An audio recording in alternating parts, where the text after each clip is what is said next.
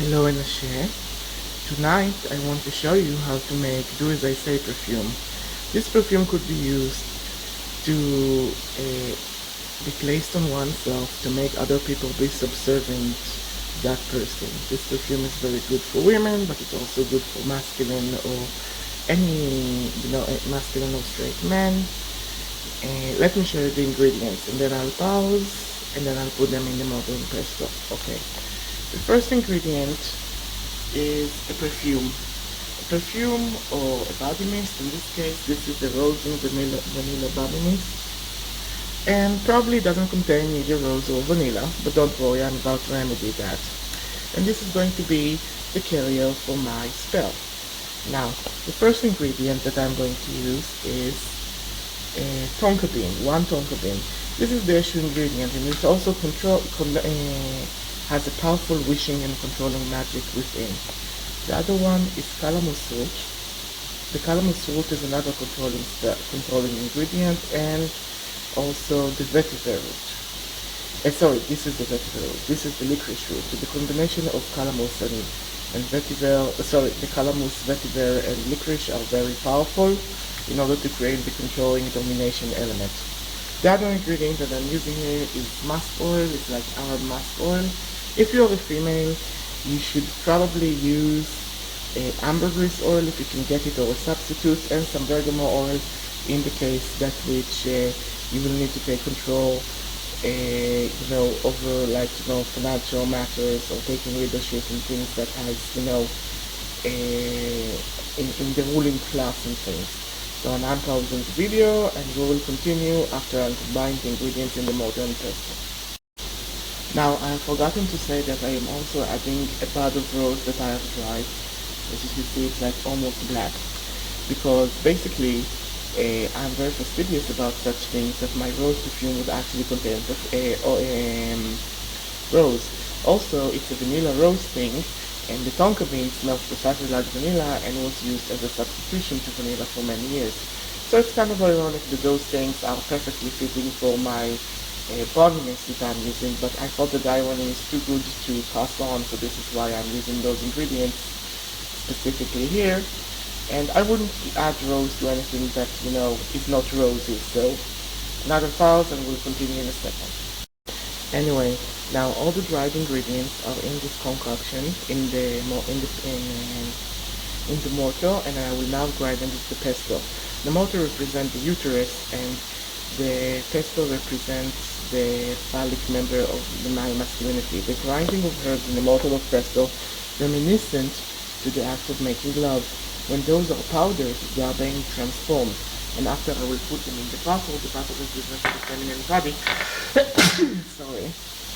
That will eventually give birth to the magic spells we do. You see, everything has its own symbology. Now that beautiful pentagram here is a pyrography work of Marina. She's a friend of mine and my favorite pagan artist. And I would very happily put a link to her Etsy shop below. Her work really worth it. It's not painting, it's burnt onto the wood, so it will last forever, and there is this varnish over it, and it's a good size, and I really like working with. This piece actually doesn't belong to me. She belongs to a very good friend of mine that had a recent of good and bad things happening to her, and I'm basically using it for her to charge it with power, so I can give it to her charge and beautifully magical. So I'll be back after I grounded the herbs. Okay, the herbs are now grounded, and I passed them through the incense smoke. I'm having this Tibetan rose incense burning here in the center for Papa Legba and Shun. Okay, and so the herbs, as you see, the rose is more dark red, and it has this beautiful aroma of rose and vanilla, and it's very faint, and that's okay. It's not supposed to be overpowering. It's supposed to be something that works silently with all the roots. Now I will pass this to the bowl like this, and those of you that have seen my latest witchy haul see that this is my new opaline bowl that I really like. I'm going to add a little bit of musk oil to strengthen my masculine resolve. And as I said, it's like if I was a female I would use ambergris, But you know, ambergris is very expensive and difficult to find, so it's not necessarily always available. Okay, and now I'll add a few drops of bergamot oil. Okay, now I'm charging this with my intent, and I circle it 3 times to fill it with power. Okay, I want those to give me the power of domination, and I take my rose and vanilla thing, and I'm opening the cup,